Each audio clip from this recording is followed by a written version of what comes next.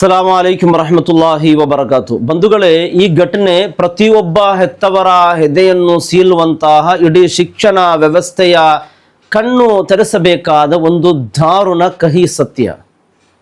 ಬಂಧುಗಳೇ, ಮೊನ್ನೆ ತಾನೇ ಶಾಲೆಯ ಆವರಣದಲ್ಲಿ ಅಧ್ಯಾಪಕರ ಹಾಗೂ ಮಕ್ಕಳ ಕಣ್ಣೆದುರೇ ಅತ್ಯಂತ ಕ್ರೂರ ಹಾಗೂ ದಾರುಣವಾದ ಒಂದು ಘಟನೆ ನಡೆದು ಹೋಯಿತು. ಸದಾ ಖುಷಿಯಾಗಿ ಓದಿನಲ್ಲಿ ಮುಂಚೂಣಿಯಲ್ಲಿ ಇದ್ದ ಸ್ಪೋರ್ಟ್ಸ್ ಹಾಗೂ ಸಾಂಸ್ಕೃತಿಕ ಚಟುವಟಿಕೆಗಳಲ್ಲಿ ಸದಾ ಸಕ್ರಿಯವಾಗಿದ್ದ ಆ 9 ವರ್ಷದ ಪುಟಾಣಿ ಮಗು ಶಾಲೆಯ ಕಟ್ಟಡದ 4ನೇ ಮಹಡಿಯಿಂದ ಕೆಳಗೆ ಹಾರಿ ತನ್ನ ಕೊನೆ ಉಸಿರೆಳೆದಿದ್ದಾಳೆ. ಕೇವಲ 9 ವರ್ಷದ ಮಗು ತನ್ನ ರಕ್ತದ ಮಡುವಿನಲ್ಲಿ ಶಾಲೆಯ ಅಂಗಳದಲ್ಲಿ ಹೆಣವಾಗಿ ಬಿದ್ದಿದ್ದಾಳೆ. ಈ ಘಟನೆ ಎಲ್ಲಿ ನಡೆದಿದ್ದು, ಕಾರಣವೇನು, ಆ ಮಗುವಿನ ಹೆಸರೇನು, ಪ್ರತಿಯೊಂದು ಸಾಕ್ಷಿಯೊಂದಿಗೆ ಹೇಳ್ತೀನಿ ಕೇಳಿ.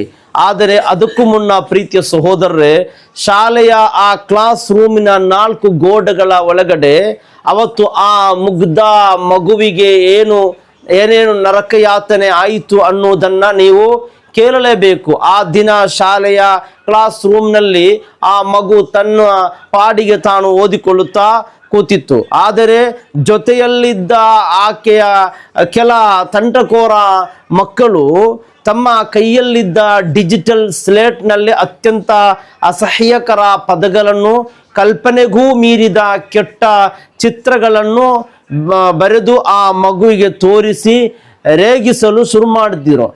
ಒಬ್ಬ ಅಲ್ಲ, ಇಬ್ಬರಲ್ಲ, ಇಡೀ ಕ್ಲಾಸಿನಲ್ಲಿ ಅರ್ಧಕ್ಕರ್ಧ ಮಕ್ಕಳು ಆ ಮಗುವಿನ ಕಡೆ ಬೆರಳು ಮಾಡಿ ಗಹಗಹಿಸಿ ನಗುತ್ತಾ ಅಸಹ್ಯಕರ ಸನ್ನೆಗಳನ್ನು ಮಾಡುತ್ತಾ ವಿಪರೀತ ಮಾನಸಿಕ ಕಿರುಕುಳ ನೀಡಿದ್ರು. ಆ ಮಗು ಯಾಕೆ ಹೀಗೆ ಮಾಡಿದ್ದೀರಿ ಎಂದು ಆ ಮಗು ಕೇಳ್ತಾ ಇದೆ. ಆದರೆ ಇಡೀ ಗುಂಪು ಆಕೆಯನ್ನು ಕಾರ್ನರ್ ಮಾಡಿ ನಕ್ಕರು. ಆ ಮುಗ್ಧ ಮಗು ಮಾನಸಿಕವಾಗಿ ವಿಪರೀತ ಒತ್ತಡಕ್ಕೆ ಒಳಗಾಗಿ ತಡೆದುಕೊಳ್ಳಲಾಗದೆ ಕಣ್ಣೀರು ಹಾಕುತ್ತಾ ಓಡಿ ಹೋಗಿ ಅಲ್ಲಿ ಇದ್ದ ಕ್ಲಾಸ್ ಟೀಚರ್ಗೆ ಕಂಪ್ಲೇಂಟ್ ಮಾಡುತ್ತದೆ. ಆದರೆ ಅಲ್ಲಿ ಸಿಕ್ಕ ನ್ಯಾಯ ಏನು ಗೊತ್ತಾ? ಆ ಟೀಚರ್ ಆ ತಂಟೆಕೋರ ಮಕ್ಕಳನ್ನು ಗದರಿಸಿ ತಡೆಯುವ ಬದಲು ಅಳುತ್ತಿದ್ದ ಆ ಮುಗ್ಧ ಮಗುವಿಗೆ ಜೋರಾಗಿ ಬೈದು ಕ್ಲಾಸಿನಿಂದ ಹೊರಗೆ ಹಾಕ್ತೀನಿ, ಸುಮ್ಮನೆ ಕೂತ್ಕೋ ಅಂತ ಬೆದರಿಸಿದ್ರು.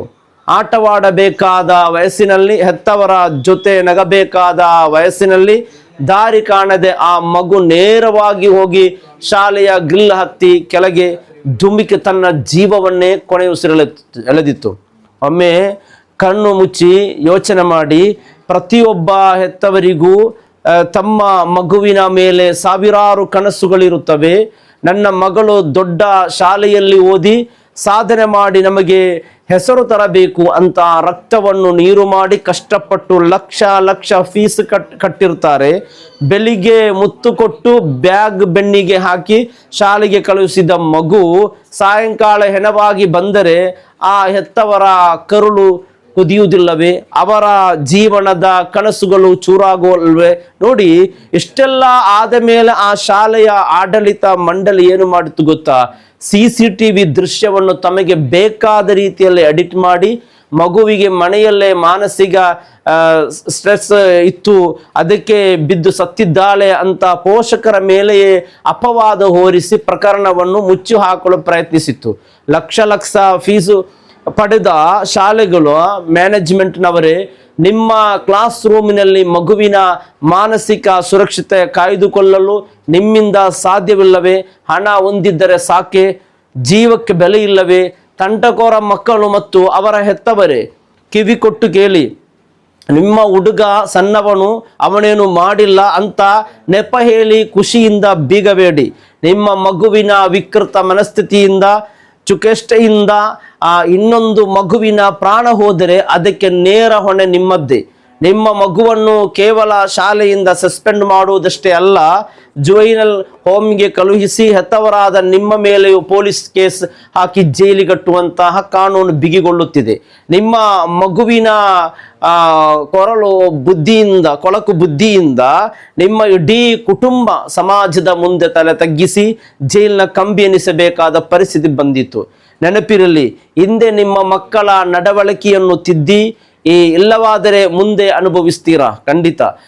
ಅಧ್ಯಾಪಕರೇ, ಮ್ಯಾನೇಜ್ಮೆಂಟ್ನವರೇ, ನಿಮ್ಮ ಶಾಲೆಗೆ ಮಗು ಬಂದ ನಂತರ ಆ ಮಗುವಿನ ಪ್ರತಿಯೊಂದು ಶ್ವಾಸವು, ಪ್ರತಿಯೊಂದು ಕಣ್ಣೀರು ಮತ್ತು ಮಾನಸಿಕ ಸ್ಥಿತಿಯ ಮೇಲೆ ನಿಮ್ಮ ಕಣ್ಣಿರಲೇಬೇಕು. ಮಗು ಕ್ಲಾಸ್ ರೂಮ್ನಲ್ಲಿ ಮುಖ ಬಾಡಿಸಿಕೊಂಡು ಕೂತಿದ್ದರು, ಕಣ್ಣೀರು ಹಾಕುತ್ತಿದ್ದರು, ಅದನ್ನು ನಿರ್ಲಕ್ಷಿಸಿ ನೀವು ಪಾಠ ಮಾಡ್ತಾ ಕೂತರೆ ನಿಮ್ಮ ವೃತ್ತಿ ಜೀವನ ಮುಗಿಯಿತು ಎಂದೇ ಅರ್ಥ. ಮಗುವಿಗೆ ಕಿರುಕುಳವಾಗುತ್ತಿದೆ ಎಂದು ಗೊತ್ತಿದ್ದರೂ ನೀವು ಸುಮ್ಮನಿದ್ದರೆ ನಾಳೆ ದುರಂತ ನಡೆದರೆ ನಿಮ್ಮ ಶಿಕ್ಷಣ ಹುದ್ದೆ ತಕ್ಷಣವೇ ರದ್ದಾಗುತ್ತದೆ.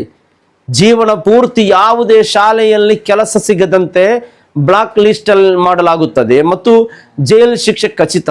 ಸಂಬಳ ಪಡೆಯುವುದಷ್ಟೇ ನಿಮ್ಮ ಕೆಲಸವಲ್ಲ, ತರಗತಿಯ ಪ್ರತಿಯೊಂದು ಮಗುವಿನ ಮನಸ್ಥಿತಿಯನ್ನು ಓದುವುದು ನಿಮ್ಮ ಕರ್ತವ್ಯವಾಗಿದೆ. ನೋಡಿ, ಶಾಲೆಯ ಹೊಸ್ತಿಲು ತುಳಿದ ಕ್ಷಣದಿಂದ ಮಗು ಮನೆಗೆ ತಲುಪುವವರೆಗೆ ಆ ಮಗುವಿನ ಮಾನಸಿಕ ಭದ್ರತೆ ನಿಮ್ಮ ಹೊಣೆ. ಇನ್ನು ಮುಂದೆ ಭಾರತದ ಯಾವುದೇ ಶಾಲೆಯಲ್ಲಿ ಇಂತಹ ದಾರುಣ ಘಟನೆ ನಡೆಯಬಾರದು. ಇದಕ್ಕೆ ಕೇವಲ ಸ್ವಾಂತನ ಸಾಲದು, ಕಠಿಣ ಕಾನೂನಾತ್ಮಕ ಪರಿಹಾರ ಬೇಕೇ ಬೇಕು.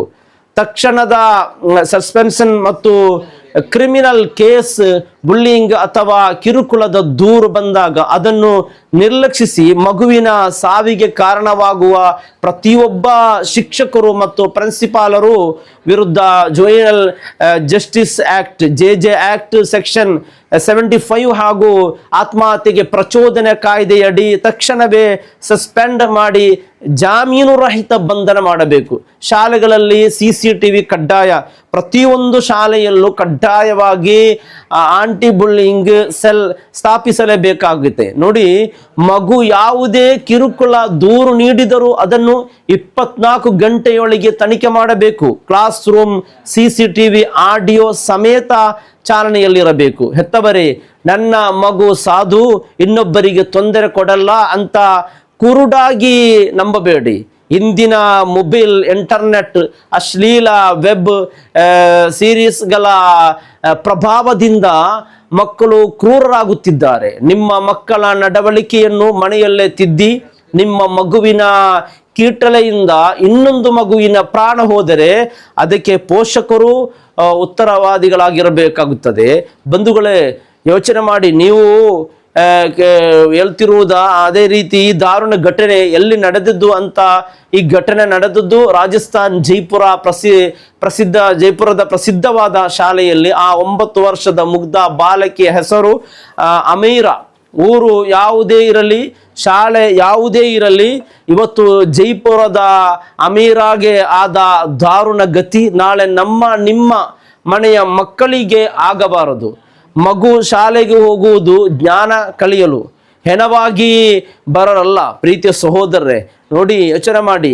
ಈ ವಿಡಿಯೋವನ್ನು ದೇಶದ ಪ್ರತಿಯೊಬ್ಬ ಶಾಲಾ ಆಡಳಿತ ಮಂಡಳಿಗೆ, ಪ್ರತಿಯೊಬ್ಬ ಶಿಕ್ಷಕರಿಗೆ ಮತ್ತು ಪೋಷಕರಿಗೆ ತಲುಪಿಸಲೇಬೇಕು. ಅವರ ಕಣ್ಣು ತೆರೆಯಲೇಬೇಕು. ತಪ್ಪಿಸ್ತರು ಶಿಕ್ಷಕರು ಮತ್ತು ಶಾಲಾ ಮ್ಯಾನೇಜ್ಮೆಂಟ್ ಮೇಲೆ ಕಠಿಣ ಕಾನೂನು ಕ್ರಮ ಬೇಕಾ ಬೇಡುವ ಎಂಬುದನ್ನು, ನಿಮ್ಮ ಅಭಿಪ್ರಾಯವನ್ನು ಕಮೆಂಟ್ ಮಾಡಿ. ಈ ವಿಡಿಯೋವನ್ನು ಪ್ರತಿಯೊಬ್ಬರಿಗೆ ಶೇರ್ ಮಾಡಿ. ನ್ಯಾಯ ಸಿಗುವವರೆಗೆ ಇದನ್ನು ಶೇರ್ ಮಾಡಿ. ಅಲ್ಲಾಹು ಸುಬ್ಹಾನಹು ವ ತಆಲಾ ಕುಟುಂಬಕ್ಕೆ ಸಮಾಧಾನ ನೀಡಲಿ. ಅಸ್ಸಲಾಮು ಅಲೈಕುಂ ವರಹಮತುಲ್ಲಾಹಿ ವಬರಕಾತು.